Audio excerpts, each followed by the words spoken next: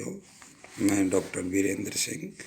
अभी हम पढ़ रहे हैं आधुनिक विश्व के इतिहास में साम्राज्यवाद और उपनिवेशवाद। इससे पहले वाले वीडियो में हमने साम्राज्यवाद का अर्थ और साम्राज्यवाद के कारणों के बारे में पढ़ा था। अब हम देखेंगे एशिया में साम्राज्यवाद का विकास कि किस प्रकार यूरोपियन राष्ट्रों जैसे इंग्लैंड, फ्रांस, रूस आदि ने एशिया में किन किन देशों पर अपना आधिपत्य स्थापित किया और किस प्रकार अपना साम्राज्यवादी राज्य प्रचारित स्थापित करके वहाँ के लोगों का शोषण किया। सबसे पहले हम देखते हैं इंग्लैंड के बारे में। एशिया में भारत ब्रिटिश साम्राज्य का सबसे बड़ा हिस्सा था। भारत में प्लासी के युद्ध के पश्चात बंगाल पर इंग्लैंड ने राजनीतिक प्रभुत्व स्थापित किया। भारत में इंग्लैंड व फ्रांस के बीच उपनिवेशवादी संघर्ष के तहत कर्नाटक के युद्ध लड़े गए। 1757 से लेकर 1858 तक ईस्ट इंडिया कंपनी का शासन भारत में रहा। 1857 की क्रांति के पश्चात भारत का शासन ब्रिटिश ताज के हाथों में चला गया। 1877 में इंग्लैंड की महारानी ने एम्पीरियर्स ऑफ इंडिया की उपाधि ग्रहण की। इंग्लैंड ने चीन में भी अपना प्रभाव स्थापित किया। 1842 में नॉनकिंग की संधि से कैंटन, अमोय, फुको, निगपो, संघाई नामक बंदरगाह चीन ने इंग्लैंड को दे दिए और इस संधि के अनुसार हांगकांग भी इंग्लैंड को दे दिया गया। इंग्लैंड ने 1839 में अदन, 1886 में बर्मा पर भी अधिकार किया। 1874 में सिंगापुर, 1909 में माले पर भी अधिकार कर लिया।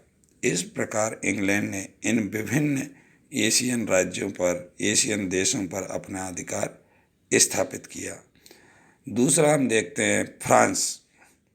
फ्रांस की भारत में पांडिचेरी, चंद्रनगर, माहे आदि में बस्तियां थीं।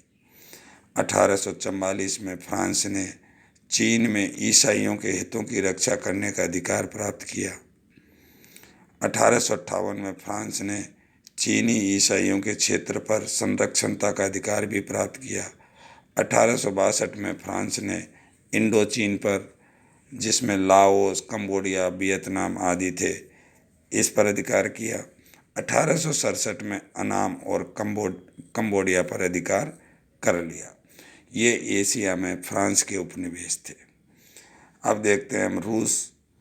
1878 में बर्लिन कांग्रेस के द्वारा रूस की बाल्कन क्षेत्र में बढ़ने से रोक दिया गया। इसलिए रूस ने टर्की में कार्स के प्रांत पर अधिकार किया। 1880 में रूस ने चाइनीज तुर्किस्तान पर अधिकार किया। इसके पश्चात रूस ने अफगानिस्तान में विस्तार करने का प्रयास किया। अफगानिस्तान की ओर बढ़ने पर रूस का इंग्लैंड से हित टकराया।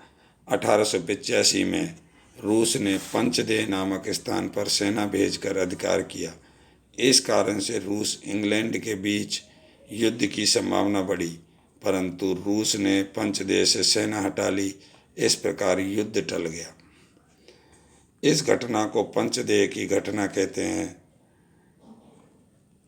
1892 के पश्चात रूस ने अपनी अफगानिस्तान के प्रति नीति में बदलाव किया। इसी कारण रूस और इंग्लैंड के संबंधों में सुधार हुआ और 1907 में दोनों के बीच संधि संभव हुई। इसी समय रूस और फ्रांस के संबंधों में सुधार हुआ। फ्रांस की आर्थिक सहायता से रूस में ट्रांस साइबेरियन रेलवे का निर्माण हुआ और इससे रूस की समुद्र तक पहुंचने में सफलता मिली। रूस ने सुदूर पूर्व में बढ़ने का भी प्रयास किया। वह मंचूरिया और कोरिया पर अधिकार करना चाहता था। यहाँ उसका हित जापान से टकराया। फलतः 1904-05 में रूसी जापान युद्ध हुआ। इस युद्ध में रूस जापान से पराजित हुआ और रूस को एशिया में विस्तार की दृष्टि से आंशिक सफलता ही मिल सकी। रूस जापान युद्ध का महत्व है कि इसमें पहली बार किसी एशियाई देश ने यूरोपीय शक्ति को हराया था। इस प्रकार हम देख रहे हैं कि इंग्लैंड, फ्रांस, रूस आदि देशों ने एशिया में अपने साम्राज्य स्थापित किए और उनको अपने अपने क्षेत्रों के रूप में बांट लिया। अब देखते हैं अफ्रीका में साम्राज्यवाद। 19वीं शताब्दी के मध्य तक अफ्रीका को अंध महाद्वीप माना जाता था। अफ्रीका महाद्वीप रहस्यमयी था, वह स्थानीय कबीलों का घर था। स्टैनली, लिविंगस्टोन, स्पीक आदि ने विकट परिस्थितियों में अफ्रीका के आंतरिक क्षेत्रों की खोज की। इसी समय अफ्रीका की खोज में सुएज नहर का भी बहुत महत्व है। यहाँ हजारों वर्ष पुराने यूरोपीय व्यापारियों का सपना था कि लाल सागर को भूमध्य सागर से जोड़ा जाए। सुएज नहर के निर्माण पर यह सपना साकार हुआ। 1854 में फ्रांसीसी इंजीनियर फर्डिनेंड डी लेसेप्स ने मिस्र के खदीब सईद पाशा से कुछ रियायतें प्राप्त की और 1859 में सुएज कंपनी स्थापित की गई। 17 नवंबर 1869 में सुएज नहर व्यापार के लिए खोल दी गई। यह विश्व इतिहास की एक बड़ी घटना थी। इसमें फ्रांस और मिस्र के अधिकतम शेयर थे। इंग्लैंड ने प्रारंभ में स्वयं को सुएज कंपनी से दूर रखा। मिस्र का नया खदीब इस्माइल पाशा विलासी था, कर्ज में डूबा हुआ था। उसके पास 176,000 सुएज कंपनी के शेयर थे। इंग्लैंड के प्रधानमंत्री डिज़रायली ने ये सभी शेयर खरीद लिए और इस प्रकार सुएज नहर पर इंग्लैंड का भी हिस्सेदारी स्थापित हो गई। अब देखते हैं हम कि अफ्रीका में विभिन्न यूरोपियन राष्ट्रों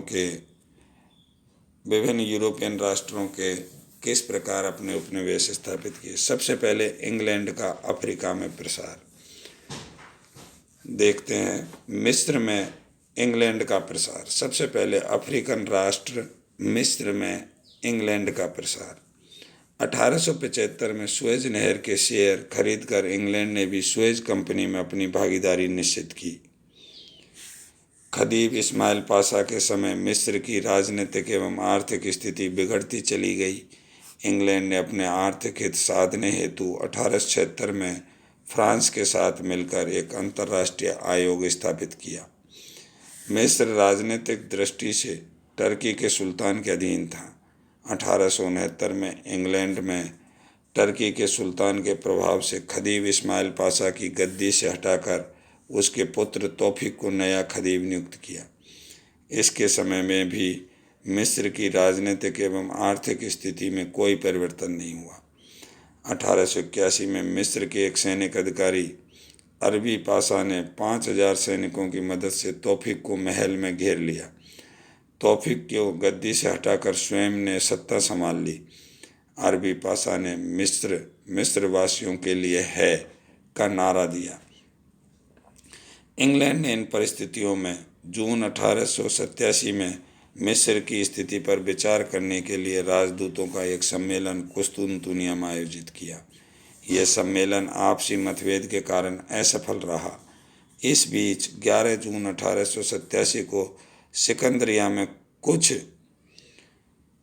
कुछ यूरोपियों का कत्लेआम हुआ। इंग्लैंड ने इसे बहाना बनाकर मिस्र पर आक्रमण किया और इंग्लैंड ने फ्रांस को भी साथ देने का सुझाव दिया, परंतु फ्रांस ने इसका विरोध किया और 13 सितंबर 1887 को तेल अल कबीर के युद्ध में इंग्लैंड ने अरबी पाशा को पराजित कर दूसरे दिन काहिरा पर अधिकार कर लिया।